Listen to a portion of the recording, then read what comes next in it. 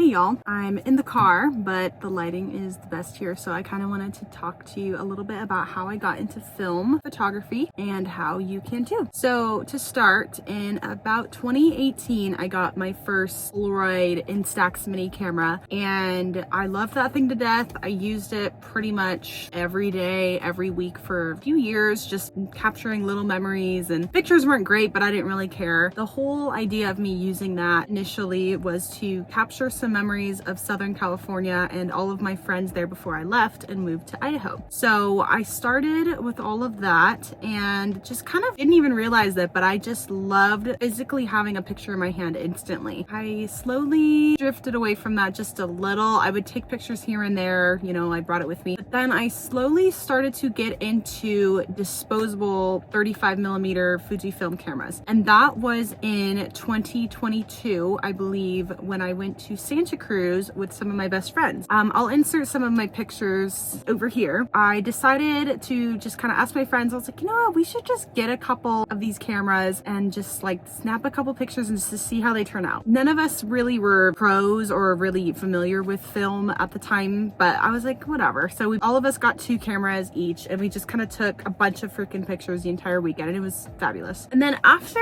a while, and as in a while, meaning probably about a year and a half maybe of using the disposable film cameras, I kind of decided, I was like, you know what, I need something a little more high quality. The point and shoots were amazing, you know, they did the job. I just couldn't really like focus on anything. The pictures were a little fuzzy, you know, the lens obviously wasn't fantastic or long-term use anyway. And so I decided to get my first film camera, and I'll kind of put a little video describing my camera here. It was a Pentax 115 IQZ, I believe. Absolutely loved it. It was a little janky, but it worked. The pictures that I took with that camera were still great. The only issue that I recently have been having isn't with the camera, it's with the film lab that I've been using. As you can see with the pictures that I'm showing you, they're a little washed out and they're not as contrasted as I would think they would be, and I tend to edit the scans a little more than I want to. I'm probably going to start sending them over to a lab in California and pay the little extra fee just to know that I'm getting a little better of a scan. So we'll see how that goes, but currently I'm using another Pentax camera that I don't love, but it gets the job done. It's a 140 IQZ. I think I just got on eBay or something. The camera works great, don't get me wrong. It's newer than my older one, you know, it's compact. I can pretty much stick this in my pocket. I can stick it in my purse. When I turn it on, it does zoom,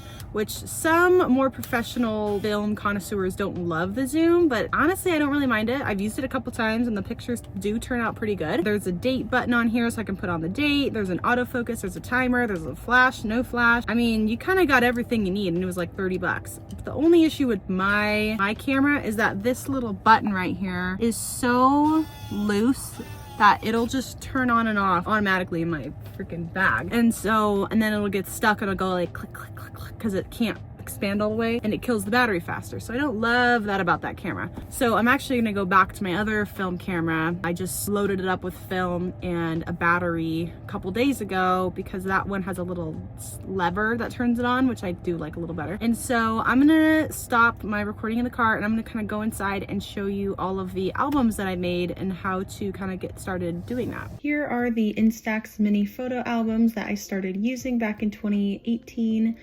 And it's a super easy way to just keep everything organized and check out things in the future. This is the album that I started doing with my disposable cameras. You can see that I used to only just put 2 photos at once, but then once I realized I could put 3 photos, I kind of was able to utilize the space on the pages a little more. But I also love to put little dates and notes around each photo just so I can remember what I'm doing and what's going on in each one.